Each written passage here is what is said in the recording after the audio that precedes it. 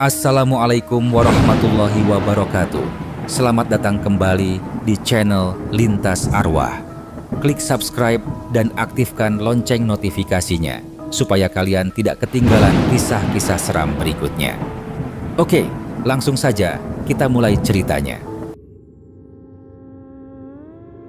Malam itu, desa Segara terasa lebih sunyi dari biasanya. Angin dari lereng gunung berhembus pelan, membawa dingin yang merayap ke tulang.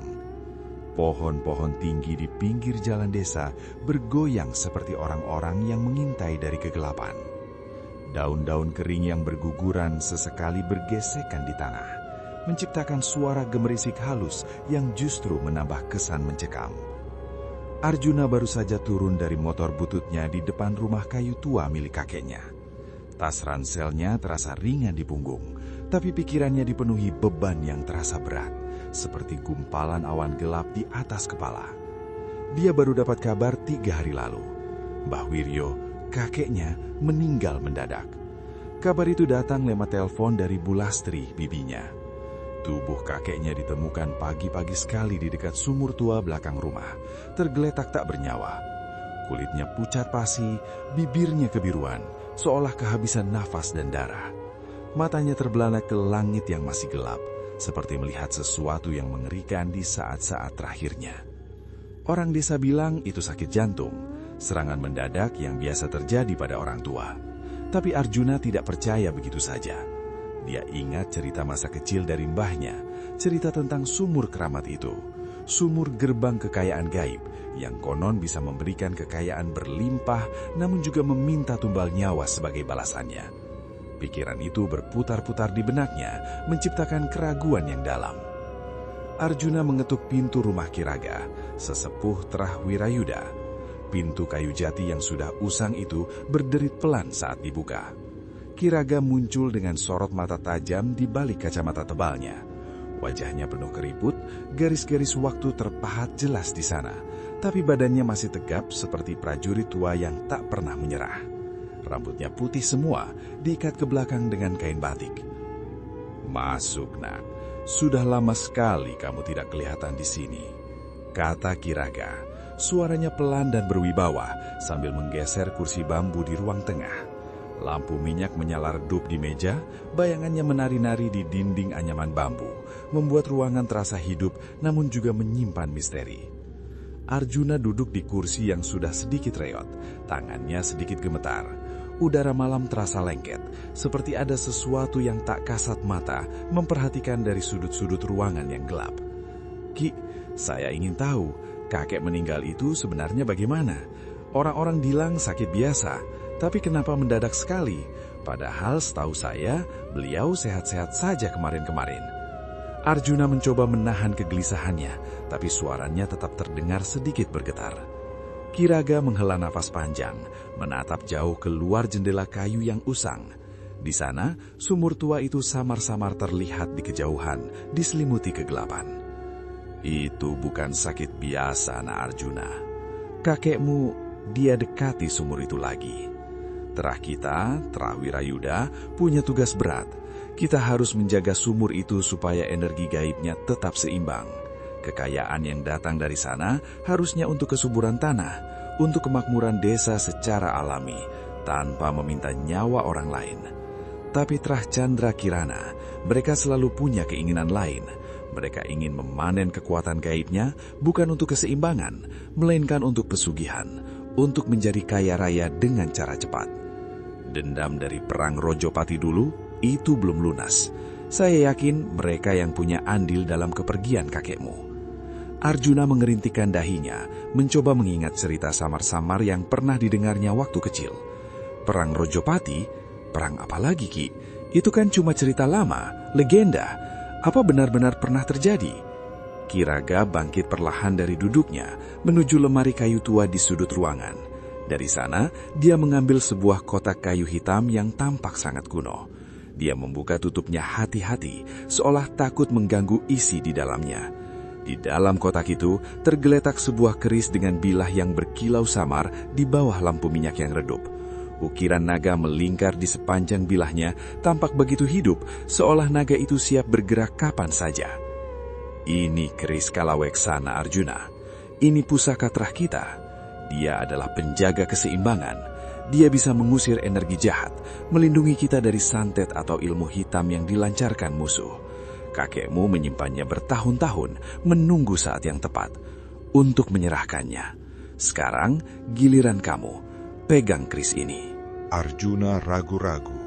Ada perasaan aneh yang muncul, campuran takut dan penasaran. Namun dia memberanikan diri. Tangannya perlahan maju menyentuh gagang keris yang terasa dingin seperti es. Begitu kulitnya bersentuhan dengan keris, tiba-tiba aliran dingin menusuk menyebar cepat ke seluruh tubuhnya, seolah ada energi yang langsung menyatu dengannya. Sebuah gambar kilat melintas di benaknya, begitu cepat namun sangat jelas. Sungai perbatasan yang hitam oleh darah, puluhan orang bertarung sengit tanpa henti selama 3 hari 3 malam. Jeritan-jeritan campur mantra kuno yang memekakkan telinga. Dia merasakan pedihnya luka dan pahitnya dendam. Arjuna sontak menarik tangannya cepat, nafasnya tersengal-sengal, jantungnya berdebar kencang. Ini aneh sekali, Ki. Rasanya seperti ada yang berbisik di dalam kepala saya, menunjukkan gambar-gambar mengerikan itu. Kiraga mengangguk pelan, seolah sudah menduga reaksi Arjuna. Itu roh leluhur kita, Nak. Mereka sedang menunjukkan masa lalu supaya kamu paham. Perang Rojopati dulu itu sungguh kejam, Nak. Sungai itu dipenuhi darah terah kita. Terah Chandra Kirana melanggar janji kuno. Mereka mencoba menguasai sumur itu sendirian, menggunakan ilmu hitam untuk memperkaya diri. Sekarang mereka ingin mengulanginya lagi. Kamu harus siap, Nak. Kamu harus siap menjadi penjaga terah kita. Malam itu, Arjuna tidur di kamar lama kakeknya. Kamar itu terasa begitu sepi dan dingin. Hanya terdengar suara jangkrik di luar dan angin yang bergesek pelan di atap seng. Saat jam menunjukkan pukul 2 dini hari, dia terbangun karena suara ketukan pelan dari dinding belakang kamarnya. "Siapa di sana?" bisiknya sambil membangunkan diri. Tak ada jawaban. Tapi sebuah bayangan hitam panjang melintas cepat di jendela kaca buram yang sedikit terbuka. Hatinya berdegup kencang, seperti genderang perang yang ditabuh bertalu-talu. Dia meraih keris Kalaweksa yang dia letakkan di bawah bantal, tapi genggamannya pada bilah dingin itu justru membuat hawa dingin itu semakin menusuk, membuat bulu kuduknya berdiri. Pagi harinya, matahari terbit, namun kabut tipis masih menyelimuti sebagian desa. Arjuna keluar dari rumah, bertemu dengan Dani, teman lamanya yang sedang membawa cangkul dari sawah. Dani adalah pemuda desa Tulen, badannya kekar, kulitnya gelap karena sering terpapar matahari, tapi matanya selalu menunjukkan kegelisahan akhir-akhir ini. "Jun, kamu sudah kembali? Wah, kabar duka mbahmu bikin sedih semua orang di sini. Kamu harus hati-hati ya, terutama malam-malam, apalagi besok bulan purnama. Orang bilang roh leluhur sedang bangun, mereka haus balas dendam." Arjuna menceritakan soal mimpi-mimpinya yang aneh dan keris Kalaweksa yang baru saja diberikan Kiraga kepadanya. Dani menggelengkan kepala pelan sambil mengusap keringat di dahinya. "Itu pasti ulah Trah Chandra Kirana. Mereka punya cincin kembang Wijaya, itu pusaka mereka. Konon cincin itu bisa melihat masa lalu, bahkan memanipulasi energi sumur untuk santet. Nyai Wening sesepuh mereka pasti sedang merencanakan sesuatu. Aku dengar ada beberapa orang yang sakit aneh di kampung sebelah. Sakitnya misterius dan gak ada obatnya." Sore itu, Arjuna berjalan-jalan ke pasar kecil desa untuk membeli beberapa keperluan. Di antara lapak sayur mayur yang ramai, dia melihat Sekar sedang membantu ibunya menjual kain-kain batik. Sekar adalah gadis cantik dengan rambut panjang yang terurai. Dia berasal dari Trah Chandra Kirana. Mereka pernah bermain bersama waktu kecil, sebelum Arjuna pindah ke kota. "Jun, sudah lama sekali kita tidak bertemu," sapa Sekar sambil tersenyum tipis, namun matanya memancarkan kegelisahan yang sama seperti Dani, seolah menyembunyikan sesuatu. "Sekar, kamu juga kembali ke desa? Ada urusan apa?" Arjuna merasa kaget sekaligus senang bertemu teman lamanya, tapi ada tarikan aneh di dadanya, seperti kenangan lama yang hangat muncul kembali. "Iya, Ada urusan keluarga. Saya dengar kakekmu meninggal. Turut berduka cita ya Jun, jawab Sekar sedikit pelan dan lirih. Dia mendekatkan badannya sedikit, berbisik, tapi kamu harus sangat hati-hati ya Jun. Desa ini sedang tidak tenang. Sumur itu sepertinya sedang bergerak lagi. Mereka berdua mengobrol sebentar, mencoba mengingat kenangan masa kecil mereka yang polos. Namun, tiba-tiba, angin kencang bertiup dari arah sumur. Daun-daun kering berputar-putar di udara seperti puting beliung kecil. Arjuna merasakan dingin yang tajam di punggungnya, seperti cakar tak terlihat yang mencoba merobek kulitnya. Ada yang tidak beres, Jun. Aku harus pergi, kata Sekar pelan, sebelum buru-buru berlalu, menghilang di antara keramaian pasar. Malam kedua, gangguan yang dialami Arjuna makin parah. Dia duduk sendirian di ruang tengah rumah kakeknya, menggenggam keris kalaweksa dengan erat. Tiba-tiba, bisikan samar yang tadi malam dia dengar dari arah sumur, kini terdengar lebih jelas, seolah diucapkan tepat di telinganya. Balas, dendam, terah musuh harus dihancurkan. Suara itu dingin dan mematikan. Dia lari ke kamar Kiraga, mengetuk pintu dengan terburu-buru. Ki, bangun Ki, ada suara-suara aneh dari sumur, ini makin jelas. Kiraga membuka pintu, wajahnya terlihat tegang. Itu roh leluhur terah kita, Nak Arjuna. Mereka haus balas dendam perang Rojopati yang belum usai. Terah Chandra Kirana membunuh banyak saudara kita dulu, Nak. Sumur itu menjadi saksi bisu, akhirnya sempat menghitam penuh darah. Sekarang mereka ingin merebut kendali sumur itu lagi. Kamu harus membawa keris ini ke sumur besok malam, tapi jangan sendirian. Mereka pasti akan mengirimkan santet balung ireng terlebih dahulu. Kiraga menatap Arjuna dalam-dalam, matanya penuh kekhawatiran. Arjuna menggenggam keris kalaweksa erat. Bilahnya bergetar pelan di tangannya, seolah merasakan energi yang bergolak. Gimana caranya menghentikan semua ini, Ki? Saya tidak ingin desa hancur gara-gara dendam lama yang tidak ada habisnya. Kiraga kembali menghela napas. Kamu harus siap jadi penjaga Trahna Arjuna. Tapi ingat baik-baik, dendam itu seperti api kecil yang selalu menunggu hembusan angin.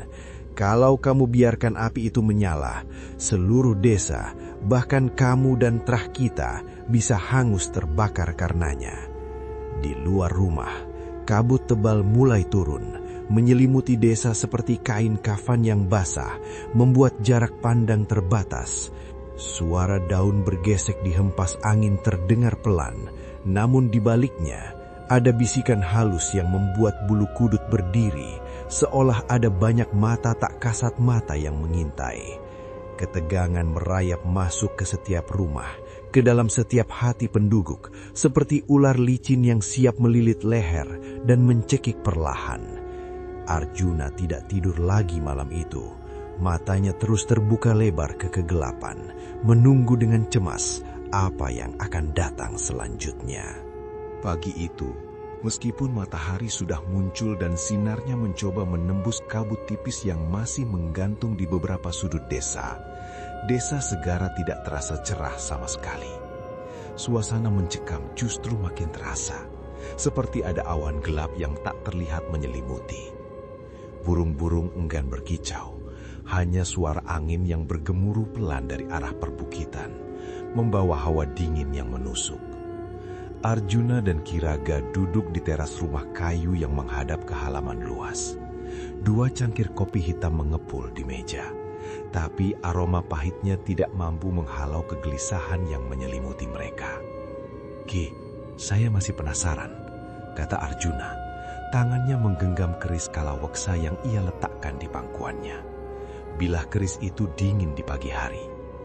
Bisa Kiraga ceritakan lebih jauh tentang perang Rojopati yang sebenarnya? Saya ingin tahu semuanya, sampai ke akar-akarnya. Kiraga menoleh, tatapannya menyapu hamparan sawah di kejauhan, lalu berhenti di arah sumur tua yang sebagian tertutup rimbunnya pepohonan. "Dulu sekali, Nak Arjuna," Kiraga memulai, suaranya terdengar berat. Leluhur kita dari Trahwirayuda, mereka ditugaskan menjaga sumur itu agar energi gaibnya tetap seimbang. Itu adalah sumber kehidupan. Energi itu bisa membuat tanah subur, hasil panen melimpah, dan desa selalu aman dari bencana. Kita percaya kekayaan sejati adalah keseimbangan dan kemakmuran bersama. Tapi Trah Chandra Kirana, mereka melihatnya berbeda. Mereka iri. Mereka punya cincin kembang wijaya, pusaka yang bisa menyerap dan memanipulasi energi. Leluhur mereka mulai menggunakan cincin itu untuk menarik energi sumur lebih banyak, bukan untuk keseimbangan, melainkan untuk pesugihan pribadi. Mereka melanggar janji kuno, mengorbankan jiwa-jiwa tak bersalah demi kekayaan semu. Kiraga menghela napas panjang, sorot matanya redup seperti lilin yang hampir padam. Itu yang memicu perang Rojopati. Trah kita tidak bisa diam melihat keserakahan itu. Kami melawan. 3 hari 3 malam kami bertempur, Na Arjuna. Bukan hanya adu fisik, tapi adu ilmu gaib. Sungai perbatasan itu menghitam oleh darah. Kebanyakan dari Trah kita yang gugur saat mencoba mempertahankan sumur. Itu sebabnya dendam ini terus hidup. Roh-roh mereka tidak tenang. Mereka ingin keadilan. Arjuna menggelengkan kepalanya pelan. Sulit membayangkan kekejaman itu. Kenapa tidak bisa selesai saja, Ki? Dendam ini sudah berapa generasi? Sebelum dendam ini lunas, arwah leluhur kita tidak akan tenang, Nak. Mereka terus berbisik, mendorong kita untuk membalas. Jawab Kiraga. Suaranya kini terdengar seperti berbisik, seolah takut ada yang mendengar. Dia menatap Arjuna lurus. Dan Nyai Wening, dia dulunya teman saya waktu muda. Kami berdua belajar ilmu-ilmu dari sesepuh desa yang sama. Kami saling menghargai. Tapi perang itu memisahkan kami. Dia memilih jalan hitam, jalan yang diambil oleh Trahnya. Dia memilih pesugihan. Siang itu, Arjuna memutuskan untuk berjalan-jalan mengelilingi sawah di sekitar desa, mencoba menjernihkan pikirannya. Di tengah hamparan hijau yang luas itu, dia kembali bertemu Sekar. Gadis itu sedang membantu keluarganya menanam bibit padi, tubuhnya sedikit membungkuk. "Sekar, kamu sedang apa di sini?" tanya Arjuna, suaranya sedikit canggung. Sekar menoleh, senyum tipis terukir di wajahnya. "Menanam padi, Jun? Tugas harian? Kamu sendiri? Kenapa ada di sawah? Bukannya kamu orang kota sekarang?" "Saya juga ada perlu di sini," jawab Arjuna. Dia memandangi sumur tua yang terlihat jelas dari posisi mereka. "Sekar, apakah kamu tahu soal sumur itu? Sumur gerbang kekayaan gaib?" Sekar menghentikan pekerjaannya. Pandangannya ikut mengarah ke sumur. Raut wajahnya berubah sedikit muram. "Tentu saja saya tahu. Keluarga saya bilang sumur itu adalah hak kami. Sumur itu bisa memberikan kekayaan gaib yang tidak terbatas. Tapi sejujurnya, saya sudah lelah mendengar cerita dendam yang tidak ada habisnya ini." Saat mereka berbicara, tiba-tiba Dani berlari tergesa-gesa menghampiri mereka. Napasnya terengah-engah, wajahnya menunjukkan ketakutan. "Jun, Sekar, ada yang sakit parah di rumah Pak Slamet, anggota Trah kita. Dia batuk darah hitam." Arjuna dan Sekar bergegas mengikuti Dani. Sesampainya di rumah Pak Slamet, suasana sudah kacau. Pak Slamet tergeletak di tikar, tubuhnya kejang-kejang tak terkendali. Kulitnya membiru pucat, matanya melotot. Dari mulutnya terus keluar gumpalan darah hitam yang kental. Di sekelilingnya, beberapa warga lain hanya bisa menatap ngeri. Ketakutan terpancar jelas di wajah mereka. Ini santet balung ireng," seru Kiraga yang sudah lebih dulu tiba. Suaranya penuh kemarahan. "Nyai Wening sudah mulai menyerang Trah kita." Arjuna merasakan keris kalawaksa di pinggangnya mulai terasa panas. Dia mencabutnya. Bilahnya memancarkan cahaya samar di ruangan yang gelap. Tanpa pikir panjang, dia menusukkan keris itu ke udara, membuat gerakan memutar di atas tubuh Pak Slamet. Seketika, cahaya keperakan keluar dari bilah keris, menembus aura gelap yang menyelubungi tubuh Pak Slamet. Pak Slamet seketika berhenti kejang, napasnya tersengal-sengal, tapi dia perlahan sadar. "Terima kasih, Jun. Rasanya seperti tulang-tulangku diremukkan dari dalam," katanya pelan, suaranya bergetar. Malam harinya, setelah kejadian Pak Slamet, Arjuna kembali ke rumah kakeknya. Dia berusaha tidur, tapi pikirannya terusik. Dalam tidurnya, mimpi itu datang lagi. Arwah nenek buyutnya muncul di hadapannya. Wajahnya terlihat teduh dan damai, jauh dari dendam. Dendam bukanlah jalan kebebasan, nak. Lihatlah masa lalu, kata arwah itu tanpa suara, hanya melalui telepati. Kemudian gambar-gambar berkelebat di benak Arjuna. Kiraga muda dan Nyai Wening muda tertawa lepas bersama di tepi sumur, saling berbagi cerita dan impian. Mereka tampak begitu akrab, menjaga sumur dengan damai. Lalu sebuah ledakan, perang pecah, gambar-gambar itu hancur, digantikan oleh kobaran api dan jerit kesakitan. Pagi berikutnya, saat kabut mulai menghilang, Sekar datang diam-diam ke rumah Arjuna. Wajahnya terlihat pucat dan tegang.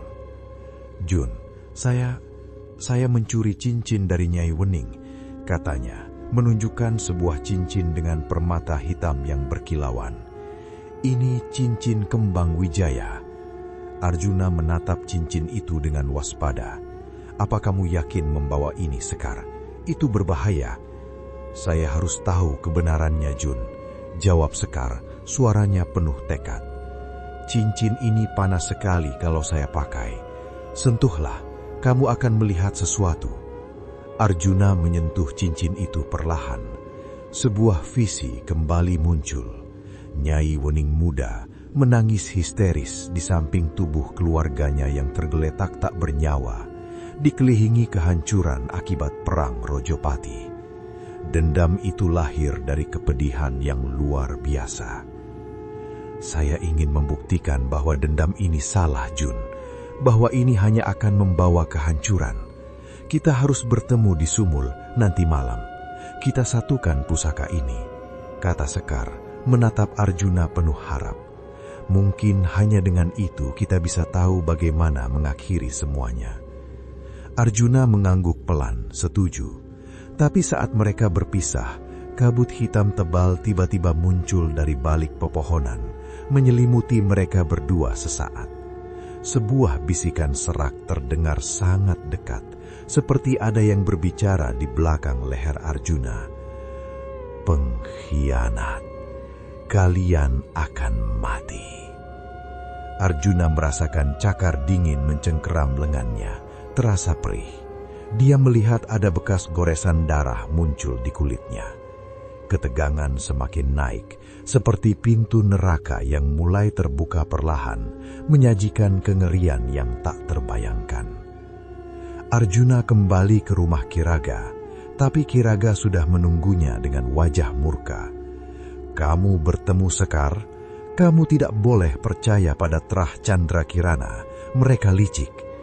Tapi Ki, mungkin ada jalan lain, mungkin kita bisa hentikan dendam ini," balas Arjuna berusaha menjelaskan. Kiraga menatapnya tajam. "Tidak ada jalan lain, nak. Darah dibalas darah, itu hukumnya." Malam itu, desa diselimuti kegelapan yang pekat. Hanya ada suara tangis samar yang terdengar dari arah sumur, menarik siapa saja yang hatinya lemah. Horor mulai merangkak lebih dalam, menyelinap ke setiap sudut, menunggu saat yang tepat untuk menerkam. Desa Segara malam itu seperti medan perang tak kasat mata. Angin dari pegunungan menderu ganas, membawa dingin yang menusuk hingga ke sumsum tulang. Pohon-pohon tinggi di pinggir desa bergoyang liar. Dahan-dahannya saling bergesekan menciptakan suara-suara aneh. Seolah-olah mereka adalah prajurit yang sedang bersiap menghadapi pertempuran besar. Arjuna dan Sekar dengan langkah hati-hati dan jantung berdebar kencang akhirnya bertemu di tepi sumur tua. Cahaya bulan purnama yang memudar memantulkan bayangan mereka di permukaan air sumur yang hitam pekat, membuatnya terlihat seperti dua arwah yang gentayangan. Ini gila, Sekar. Kalau kita sampai ketahuan oleh Kiraga atau Nyai Wening, kita bisa mati. Bisik Arjuna, suaranya pelan dan tegang. Tangannya memegang erat keris Kalaweksa yang terasa dingin di genggamannya. Aura sumur terasa begitu kuat, memancar keluar, membuat bulu kuduk berdiri. Sekar membalas bisikan Arjuna. Matanya menatap sumur dengan tatapan penuh tanda tanya. Dia memegang cincin kembang Wijaya dengan erat di telapak tangannya. Aku tahu, Jun, tapi kita harus tahu apa yang sebenarnya terjadi. Cincin ini dan kerismu, mungkin ada jawabannya. Dia menunjuk ke arah sumur. Coba kita lihat visi ini bersama. Mungkin kita bisa memahami akar dari semua dendam ini, bukan hanya dari sisi terah kita saja. Mereka berdua mendekatkan pusaka masing-masing. Ujung keris Kalaweksa dan permata hitam cincin kembang Wijaya saling bersentuhan di atas bibir sumur. Seketika, energi aneh mengalir dari pusaka itu, menyengat tangan mereka. Sebuah visi kembali muncul, lebih jelas dan lebih mengerikan dari sebelumnya. Mereka melihat kejadian puluhan tahun silam, di mana Kiraga muda berusaha menyelamatkan Nyai Wening muda dari sebuah reruntuhan rumah yang terbakar, sisa dari pertempuran. Wajah Kiraga saat itu dipenuhi keputusasaan, sementara Nyai Wening kecil menangis histeris. Mereka hampir menjadi korban bersama, tapi kemudian sebuah ledakan memisahkan mereka. Lalu gambar berubah cepat, menunjukkan bagaimana dendam perlahan-lahan meracuni hati keduanya, mengubah persahabatan mereka menjadi kebencian yang mendalam. Tiba-tiba, jeritan melengking memecah keheningan malam. Jeritan itu berasal dari arah desa, terdengar begitu pilu dan menakutkan. Arjuna dan Sekar terkesiap, visi pun menghilang. Ada apa itu?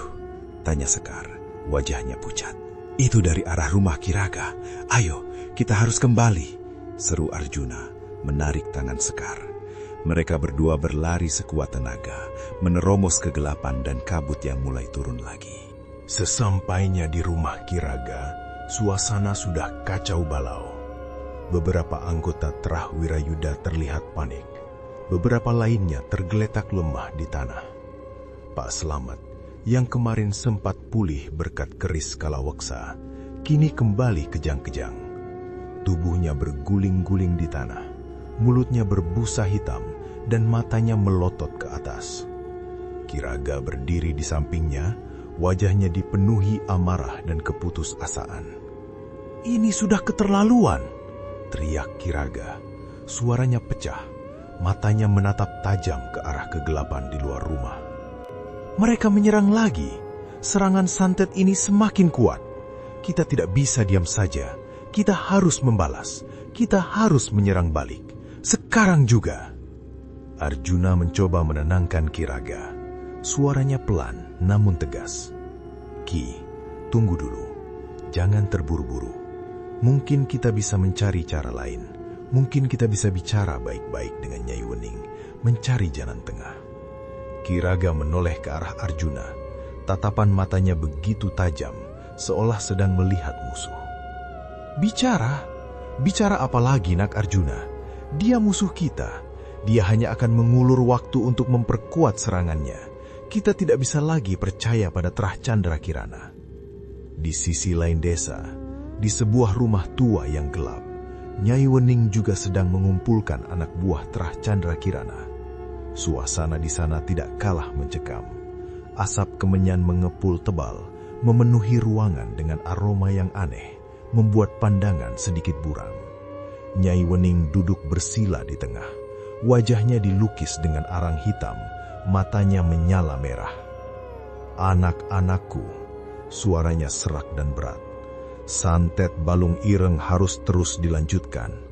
Terah Wirayuda mencoba merebut kembali sumur. Mereka menyerang kita. Kita harus membalas. Ingat, kekayaan kita berasal dari sana. Mereka tidak boleh menghentikan kita." Seorang pemuda bernama Andi anggota Trah Candrakirana yang selama ini selalu patuh, kini terlihat ragu. Dia memberanikan diri berbicara. "Nyai, apa benar dendam ini harus terus-menerus? Tidakkah sudah terlalu banyak korban? Banyak dari kita juga yang sakit dan meninggal sia-sia karena ini." Nyai Wening menatap Andi dengan dingin, matanya menyala tajam. "Diam, kamu tidak tahu apa-apa. Ini adalah warisan leluhur kita. Ini adalah takdir kita. Kita harus membalas kematian leluhur kita, membalas perlakuan Trah Wirayuda yang serakah." Suara Nyai Wening menggelegar, membuat Andi gemetar ketakutan dan menundukkan kepalanya. Malam itu, di tengah kegelapan yang semakin pekat, pertempuran besar antara kedua Trah akhirnya pecah. Kedua belah pihak bertemu di sebuah tanah lapang yang tidak jauh dari Sumur Keramat. Ini bukan hanya pertarungan fisik yang mengandalkan tenaga, tetapi juga adu ilmu hitam dan kekuatan gaib. Dari sisi Trah Candrakirana, bola-bola api hitam dari santet beterbangan di udara, mengeluarkan suara mendesis yang mengerikan saat melesat cepat ke arah lawan. Anggota Trah Wirayuda berusaha menangkis serangan-serangan itu dengan jimat dan mantra pelindung. Arjuna, dengan keris kalawaksa di tangannya, maju ke depan. Bilah kerisnya menangkis serangan-serangan gaib itu, mengeluarkan kilatan cahaya putih yang seolah membelah kegelapan. "Lindungi desa. Jangan biarkan mereka mendekati sumur," teriak Kiraga. Suaranya memecah keheningan malam, memerintahkan anak buahnya untuk maju. Sekar, yang berada di tengah-tengah kekacauan, mencoba menghentikan pertarungan. "Stop! Hentikan ini. Ini tidak akan ada ujungnya. Hanya akan ada lebih banyak korban," teriaknya. Suaranya nyaris tenggelam di antara hiruk-pikuk pertempuran. Dia tahu ini adalah puncak dari kemarahan kedua belah pihak. Namun, di tengah-tengah pertempuran itu, roh-roh leluhur yang haus dendam mulai menampakkan diri. Bayangan-bayangan hitam dengan bentuk mengerikan muncul dari balik pohon. Mata mereka menyala merah darah. Mereka melayang-layang di atas kepala kedua Trah, berteriak-teriak dan merasuki beberapa anggota Trah yang lemah. Salah satu roh dengan wujud yang menyerupai mendiang ayah Arjuna muncul di hadapannya. Roh itu menjerit, "Balas! Balas dendam atas kematianku. Mereka membunuhku." Dingin yang menusuk jiwa Arjuna. Dia merasakan energi aneh mengalir ke tubuhnya, menguasai pikirannya. Dia hampir saja mengayunkan keris kalaweksa ke arah Sekar yang berdiri tidak jauh darinya, wajahnya penuh ketakutan. Namun, cincin kembang wijaya di tangan Sekar tiba-tiba memancarkan cahaya merah terang. Visi-visi mengerikan tentang kehancuran dan kematian yang disebabkan dendam kembali muncul di benak Arjuna. Dia tersentak, tersadar dari kendali roh, dan menarik kerisnya mundur. Pertarungan mulai melambat pelan. Kelelahan terpancar jelas di wajah setiap pejuang. Beberapa anggota Trah tergeletak, terluka parah. Kiraga menatap Nyai Wening. Wajahnya kini terlihat lelah dan putus asa. "Wening, apakah kamu masih ingat dulu? Kita pernah bersahabat." Nyai Wening menatap Kiraga. Sorot matanya yang tadinya penuh amarah kini meredup. "Raga, tapi dendam ini terlalu dalam. Sudah terlalu banyak yang dikorbankan." Kabut tebal kembali turun. Kali ini lebih pekat dari sebelumnya, menyelimuti seluruh medan pertempuran. Bisikan-bisikan roh leluhur yang haus dendam terdengar semakin kencang, memenuhi telinga setiap orang yang ada di sana, mendorong mereka untuk terus bertikai. Horor memuncak, seperti badai gaib yang siap menelan semua yang ada di desa Segara, menghancurkan segalanya. Setelah bentrokan di tanah lapang dekat sumur, desa Segara diliputi keheningan yang mencekam. Bukan heningnya kedamaian, melainkan hening yang pekat oleh ketakutan. Setiap sudut gelap seolah memiliki mata yang mengawasi.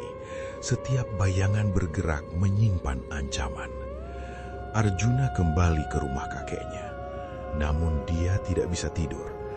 Mimpi buruk terus-menerus menghantuinya. Dalam mimpinya, dia melihat dirinya sendiri mengayunkan keris Kalaweksa, bukan untuk membela diri, melainkan untuk membunuh Sekar. Darah mengalir deras dari tubuh Sekar, membentuk genangan merah yang kemudian mengalir deras ke dalam sumur, seolah sumur itu haus akan tumbal. Arjuna terbangun berkeringat dingin, nafasnya tersengal-sengal, jantungnya berdegup tak beraturan. Dia menemui Sekar diam-diam di pagi buta, saat desa masih diselimuti kabut. Wajah Sekar juga terlihat pucat, dan lingkar matanya menghitam, menunjukkan bahwa dia juga tidak tidur nyenyak. "Ini tidak bisa begini terus, Sekar," kata Arjuna, suaranya pelan dan putus asa. "Saya tidak tahan lagi dengan mimpi-mimpi itu, seperti ada yang mencoba mengendalikan pikiran saya." Sekar mengangguk pelan, tatapannya kosong. "Saya juga, Jun. Roh-roh leluhur terus berbisik, bilang saya pengkhianat. Mereka menunjukkan visi kengerian yang akan terjadi kalau saya tidak mengikuti kemauan mereka. Cincin ini, cincin kembang wijaya ini terasa panas sekali di tangan saya, seperti membakar." Dia menunjukkan tangannya yang sedikit memerah. "Saya merasa mereka mencoba merasuki saya." Mereka berdua memutuskan untuk mencari tahu lebih dalam, menemukan cara untuk menghentikan teror psikologis ini. Mereka pergi ke sebuah rumah tua kosong yang telah lama ditinggalkan. Di sana mereka merasa sedikit aman dari pengawasan para sesepuh Trah. Sekar mengeluarkan catatan kuno yang dia curi dari Nyai Wening. Itu adalah catatan leluhur awal Trah Candrakirana. Dengan hati-hati, mereka membaca tulisan tangan yang mulai pudar itu. Tertulis di sana, dendam adalah belenggu yang mengikat jiwa. Ia tidak akan pernah membawa kebebasan, hanya kehancuran yang berulang. Lepaskan dendam, maka kamu akan bebas. Kekuatan sejati bukan pada harta atau ilmu hitam, melainkan pada kemurnian hati. Catatan itu juga mengisyaratkan tentang kunci yang hanya bisa dibuka dengan hati yang ikhlas dan pengorbanan yang sejati. Namun teror yang mereka alami tidak mereda, justru semakin meningkat. Dani, teman akrab Arjuna, jatuh sakit secara misterius. Tubuhnya dipenuhi bekas cakar-cakaran yang dalam, seperti dicakar oleh binatang buas. Matanya kosong, dan dia terus-menerus menggumamkan kata-kata yang tidak jelas. "John, ada yang mengikutiku terus. Mereka ada di mana-mana." Gumam Dani lemah, tubuhnya menggigil tak terkendali. Ki Raga datang menjenguk Dani. Wajahnya menunjukkan kepedihan, namun juga kemarahan yang membara. "Ini pasti ulah Nyai Wening. Santetnya menembus pertahanan kita. Kita harus melakukan ritual balasan yang lebih besar." Di sisi lain desa, Nyai Wening juga tidak luput dari teror. Dia tidak lagi bisa tidur nyenyak. Roh-roh leluhur dari Trah Wirayuda yang gugur dalam perang Rojopati terus-menerus menghantuinya. Mereka muncul dalam wujud mengerikan, memaksa Nyai Wening untuk menyaksikan kembali kematian keluarganya. Penderitaan Trahnya berulang kali.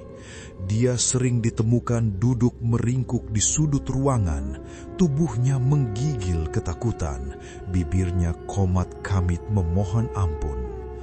"Raga, tolong, hentikan ini," gumamnya sendirian, air mata membasahi pipinya yang sudah keriput.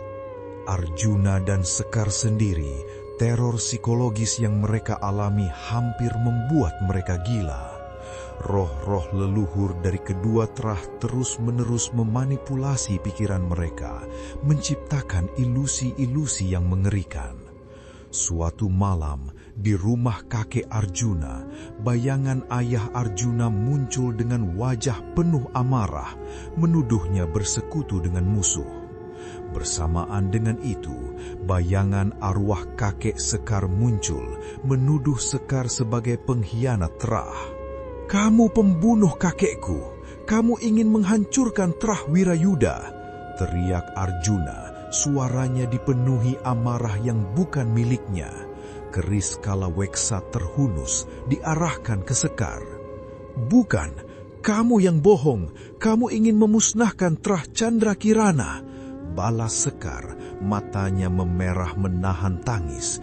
Cincin kembang wijaya di jarinya memancarkan cahaya hitam yang bergetar.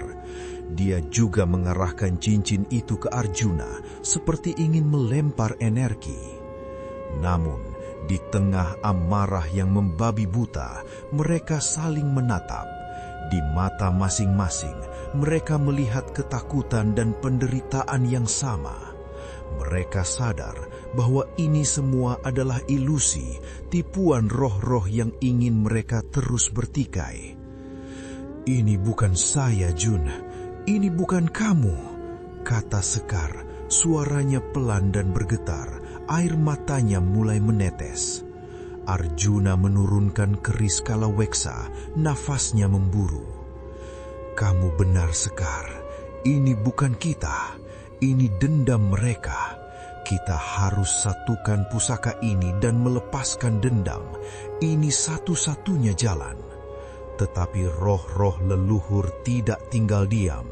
Mereka menjadi semakin ganas seperti singa yang kehilangan mangsanya. Bentuk-bentuk mengerikan, wujud-wujud tanpa wajah mulai muncul di malam hari, melayang-layang di antara rumah-rumah penduduk. Beberapa warga terlihat seperti kerasukan, tubuhnya kejang-kejang dan mulutnya mengeluarkan suara-suara asing. Ada yang menghilang tiba-tiba, kemudian ditemukan di dekat sumur dalam keadaan tidak sadarkan diri dengan tanda-tanda cakaran di tubuh mereka. Desa diliputi kepanikan. Setiap malam, warga mengunci diri di rumah, berharap tidak menjadi korban berikutnya. Ketegangan di desa Sagara kini seperti pisau tajam yang diletakkan di leher, siap untuk menggorok kapan saja. Setiap detik terasa seperti menunggu hukuman mati, tanpa tahu siapa yang akan menjadi korban selanjutnya. Malam itu, di desa Segara, bulan bersinar merah pekat, seperti mata raksasa yang meneteskan darah di langit. Suasana terasa sangat mencekam, lebih dari malam-malam sebelumnya. Angin bertiup kencang, membawa serta bisikan-bisikan seram dan suara desahan yang dingin. Arjuna dan Sekar, meskipun hati mereka dipenuhi ketakutan dan keraguan, berjalan tegar menuju sumur tua. Di belakang mereka, dengan langkah yang terhuyung-huyung, tampak Kiraga dan Nyai Wening. Mata mereka kosong, seperti dikendalikan oleh kekuatan tak kasat mata, dipaksa untuk menyaksikan apa yang akan terjadi. Saat mereka tiba di tepi sumur, sebuah pemandangan mengerikan terhampar di depan mata. Dari dalam sumur yang hitam pekat, perlahan muncul wujud-wujud mengerikan. Bukan satu atau dua, melainkan puluhan roh leluhur, berwujud bayangan hitam raksasa tanpa wajah, dengan mata menyala merah darah. Mereka melayang-layang di udara, mengeluarkan jeritan-jeritan yang memekakkan telinga, bergema di seluruh desa. Dendam, balas, tumbal. Suara-suara itu saling bersahutan, menciptakan simfoni teror yang membuat bumi bergetar. Kiraga dan Nyai Wening yang sudah diambang kesadaran, tiba-tiba bergerak ganas. Mereka saling serang, seperti boneka yang digerakkan oleh benang tak kasat mata. Kiraga mengayunkan tinjunya ke arah Nyai Wening, sementara Nyai Wening membalas dengan semburan energi hitam dari tangannya. "Ki, Nyai, hentikan! Kalian dikendalikan!" teriak Arjuna, tapi suara mereka tenggelam dalam riuhnya jeritan roh dan pertarungan sesepuh. "Ingat, Kiraga, ingat masa muda kita. Ingat saat kita tertawa bersama di tepi sumur ini. teriak Sekar, mencoba menyadarkan mereka. Kata-kata Sekar menusuk hati Kiraga dan Nyai Wening, membuat gerakan mereka sedikit melambat. Tatapan mata mereka sesaat menunjukkan keraguan. Arjuna tahu ini adalah saatnya. Dia tidak bisa menunggu lagi. Dia menggenggam keris kalaweksa erat-erat di tangan kanannya, sementara Sekar memegang cincin kembang wijaya di tangan kirinya. Mereka saling menatap, menguatkan hati. Kita lakukan ini bersama, Sekar. Kita harus melepas dendam ini, kata Arjuna. Sekar mengangguk mantap, air mata mengalir di pipinya. Saya percaya kamu, Jun. Kita harus mengakhirinya sekarang. Dengan satu tarikan nafas panjang, Arjuna dan Sekar melompat maju, mendekatkan kedua pusaka. Ujung keris kalaweksa dan permata hitam cincin kembang wijaya akhirnya bersentuhan di atas bibir sumur, tepat di tengah pusaran energi gaib yang memuncak. Seketika terjadi ledakan cahaya yang luar biasa dahsyat. Cahaya putih terang memancar dari kedua pusaka, mengoyak kegelapan yang menyelimuti sumur. Energi itu berbenturan dengan energi hitam dari roh-roh leluhur, menciptakan gelombang kejut yang membuat pepohonan di sekitar sumur tumbang dan tanah retak. Kami lepaskan semua dendam ini. Kami lepaskan semua kebencian yang mengikat. Maafkan kami, leluhur. Maafkan kami atas semua keserakahan dan pertikaian ini. Teriak Arjuna dan Sekar bersamaan. Suara mereka dipenuhi kepedihan dan ketulusan. Teriakan itu bukan hanya sebuah kalimat, tapi sebuah pengorbanan jiwa yang sesungguhnya. Perlahan, roh-roh leluhur yang tadinya mengamuk mulai tenang. Bayangan-bayangan mengerikan itu bergetar, lalu satu persatu mereka melayang pelan ke dalam sumur. Bukan dengan jeritan dendam, melainkan dengan desahan lega. Cahaya putih dari pusaka semakin terang, menyelimuti seluruh area sumur. Energi negatif perlahan terkikis, digantikan oleh aura kedamaian. Pusaka itu berputar di udara, lalu jatuh kembali ke tangan Arjuna dan Sekar, terasa hangat dan damai. Kiraga dan Nyai Wening yang tadinya dikuasai amarah, kini jatuh lemas di tanah. Mereka tidak lagi saling menyerang. Mata mereka yang tadinya kosong, kini kembali menampakkan kesedihan dan kelelahan yang mendalam. Mereka saling menatap, air mata mengalir membasahi pipi keriput mereka.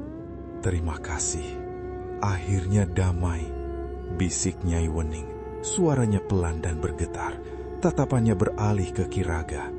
Wening, balas Kiraga, suaranya juga pelan, penuh penyesalan. Semua amarah dan dendam yang selama ini membakar mereka kini telah padam. Beberapa tahun kemudian, Desa Segara kembali menemukan kedamaiannya. Sumur gerbang kekayaan gaib tidak lagi memancarkan aura gelap. Airnya kini jernih dan di sekelilingnya tumbuh bunga-bunga liar. Desa kembali subur, panen melimpah, dan tidak ada lagi penyakit aneh atau kematian misterius. Arjuna dan Sekar sebagai generasi baru kini menjadi penjaga sumur itu bersama. Mereka tidak lagi memegang pusaka sebagai senjata, melainkan sebagai simbol perdamaian dan pengingat akan tumbal sedulur yang mereka berikan. Tumbal itu bukan nyawa manusia, melainkan pengorbanan dendam yang mengikat mereka selama berabad-abad. Mereka menyadari bahwa kebahagiaan sejati dan kekayaan yang sebenarnya adalah kedamaian hati dan persatuan. Keris kalaweksa dan cincin kembang wijaya kini disimpan bersama di sebuah tempat khusus, berdampingan, tidak lagi saling bermusuhan. Kirada dan Nyai Wening, meskipun masih menyimpan bekas luka dari masa lalu, kini hidup berdampingan. Mereka tidak lagi berseteru, sesekali terlihat berbincang pelan, mengenang masa muda mereka sebelum dendam memisahkan. Mereka berdua menjadi saksi bisu, pengingat bahwa perdamaian itu mungkin, meski harus melewati jalan yang berdarah. Desa Segara pulih, tetapi sejarah kelam itu tidak akan pernah sepenuhnya hilang. Terkadang di malam sunyi, saat angin dari pegunungan berhembus, masih terdengar bisikan samar di antara dedaunan. Bisikan itu mengingatkan bahwa dunia gaib tak pernah sepenuhnya pergi, dan bahwa kedamaian sejati seringkali datang dengan harga yang sangat mahal, harga dari pengorbanan dendam yang tak berujung. Arjuna dan Sekar tahu, tugas mereka adalah menjaga agar bara dendam itu tidak pernah menyala kembali. Dan itulah kisah horor malam ini. Percaya atau tidak, semua kembali pada diri kita masing-masing. Sampai jumpa di cerita horor berikutnya. Wassalamualaikum warahmatullahi wabarakatuh.